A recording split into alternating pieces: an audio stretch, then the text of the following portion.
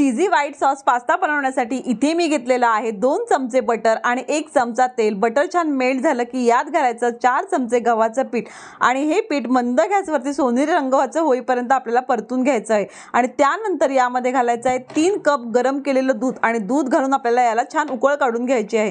त्यानंतर यामध्ये मी घातलेले आहेत 3 चीजच्या स्लाइस आणि ते सुद्धा आपल्याला छान मिक्स करून घ्यायचं आहे। आणि त्याचबरोबर अर्धा कप मेयोनीज आणि त्यानंतर इथे मी घेतलेला आहे 1 चमचा चिली फ्लेक्स, 1 चमचा मिक्स हर्ब, अर्धा चमचा काळ्या मिऱ्याची पावडर आणि 1 चमचा गार्लिक पावडर। गार्लिक पावडर नसेल तर सुरुवातीलाच आपल्याला 1 चमचा गार्लिक क्रश करून बटरवरती घालून परतून त्यानंतर गव्हाचं पीठ घालून परतवायचं आहे।